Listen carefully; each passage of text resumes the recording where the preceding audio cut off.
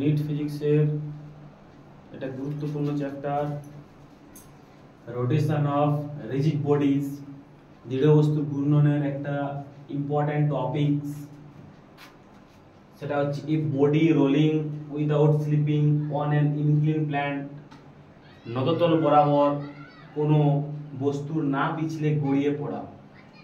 এইভাবে এই যে একটা বস্তু গোলক একটা উপর থেকে নিচে গড়িয়ে পড়ছে, রোলিং খেতে খেতে গড়িয়ে পড়ছে, তো এ কত ত্বরণে পড়ছে সেই জিনিসগুলো আমরা ডিসকাশন করব এবং এর গতিটা কেমন হয় সেটা আমরা জানব।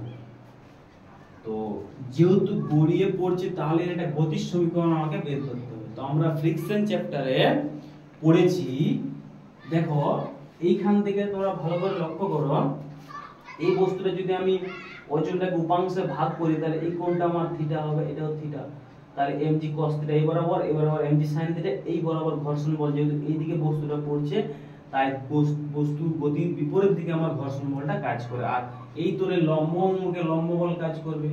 হ্যাঁ, তাহলে এইখান থেকে আমরা গতির সমীকরণটা আমরা কি লিখতে পারি? হ্যাঁ দেখো mg sin থিটা, যেহেতু এই বলটা বেশি তাহলে এইটা মাইনাস এইটা করতে হবে, mg sin theta minus a সমান কি হয় m ইনটু a, এ ত্বরণে ধরো বস্তুটা পড়ছে। এইবারে এটা এক নম্বর সমীকরণ আমি দিয়ে দিলাম। এইবারে মজার জিনিস দেখো, এটা যেহেতু রোটেশন হচ্ছে তাহলে একটা টর্ক কাজ করছে, টর্ক না করলে আমার কি হয়, টর্ক না কাজ করলে আমার রোটেশন হয় না। তো টর্কটা আমরা কিভাবে বার করি? টর্ককে আমরা টাউ সমান আমরা বলি না i into alpha, i into alpha. আলফাটা কি কৌণিক ত্বরণ, i হচ্ছে জড়তা ভ্রামক বা মুভমেন্ট অফ ইনারশিয়া এই কোণটা।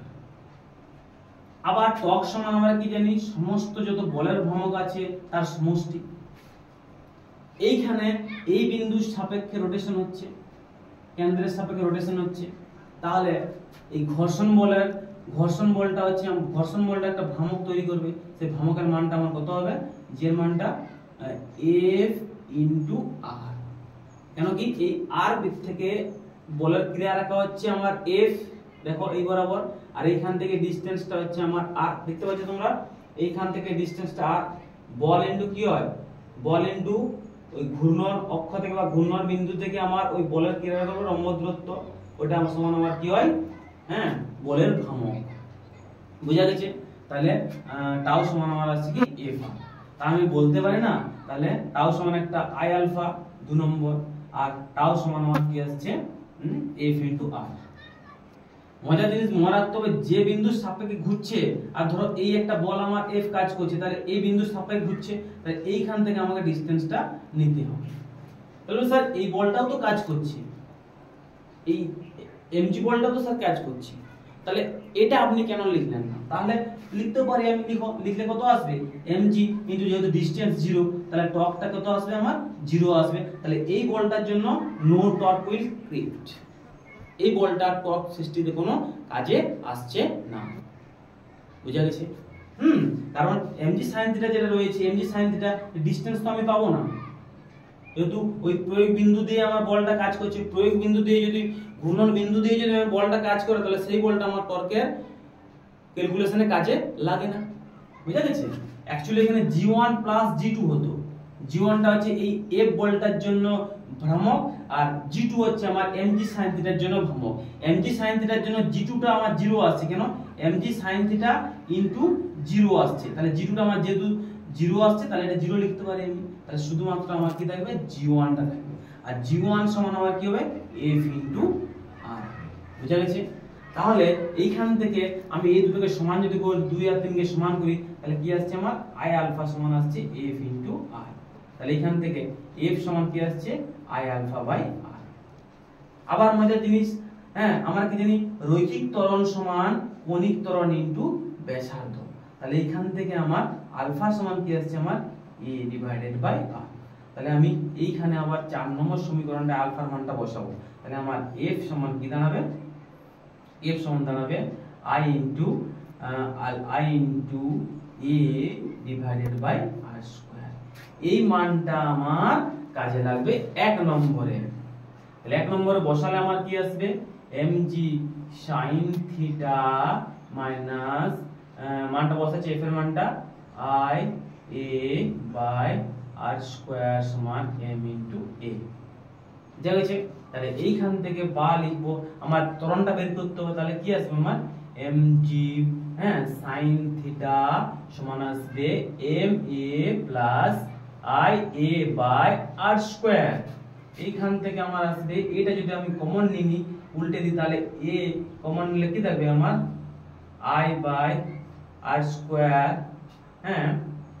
i by r square into m সমান আসবে mg sin থিটা। এইখান থেকে আমার ত্বরণটা কত আসবে, a সমান আসবে mg sin theta divided by m plus i by m plus i by r square. বুঝা গেছে? এবং এইবারে আমি মজার জিনিস, যদি m কমন নিই তাহলে m কেটে যাবে, তাহলে নিচে একটা m হয়ে যাবে। তাহলে আমার ত্বরণ a সমান থাকবে g sin theta divided by 1 plus i by r square. তাহলে এইবারে এইটা আমার আসলো কি আসলো, এইটা হচ্ছে আমার ত্বরণ g sin theta by 1 plus i by r square. তাহলে এই ত্বরণে এই বস্তুটা গড়িয়ে গড়িয়ে পড়ছে। এবারে চোঙও হতে পারে, নিরেট গোলক হতে পারে, ডিস্ক হতে পারে, যা খুশি হতে পারে। কিন্তু যখন চোঙ বলবে বা যখন ধরো তুই চোঙ বলো, তখন আমার জড়তা ভ্রামক i এর মানটা mr করে বসাবো, তাহলে আমি ত্বরণটা ক্যালকুলেশন করতে পারবো। আবার যদি গোলক বলে তখন আমার i টা কত আসবে, i এর মানটা আমি ক্যালকুলেশন করে দেখছি, কি আসবে g sin theta divide by গোলক, নিরেট গোলক ধরো পড়ছে গড়িয়ে গড়িয়ে, তখন 1 প্লাস i এর মানটা 2 এর 5 mr স্কয়ার। তাহলে i এর মানটা যদি 2 এর 5 mr স্কয়ার বসাই mr স্কয়ার, আর নিচে আমার mr স্কয়ার আছে, তাহলে কেটে যাবে, এই দুটো কেটে গেলে তাহলে এটা করলে আমার কত আসছে 5 এর 7 g sin থিটা। এটা এটা a সমান ত্বরণ সমান। এবারে যদি চোঙ পড়ে, চোঙ যদি হয় তাহলে চোঙ হয় তখন ত্বরণটা কত দাঁড়াবে আমার g sin থিটা বাই কি হয় 1 প্লাস i বাই কি হয় mr স্কয়ার। i এর মানটা কত হয়, নিরেট চোঙের i এর মানটা কত হয় g sin theta by mr square হয় 1 প্লাস এটা শুধু mr স্কয়ার হয়, i এর মানটা mr square by mr square. এখান থেকে কাটাকাটি করলে শুধু 1 থাকবে, তাহলে কত আছে half into g sin theta. তাহলে যে কোনো বস্তু, নিরেট বস্তু একটা নতল বরাবর পড়লে তার আমি ত্বরণটা এইভাবে ক্যালকুলেশন করতে পারি। আশা করি সবাই বুঝতে পেরেছো। Thank you for watching. Subscribe my YouTube channel Gurukul physics.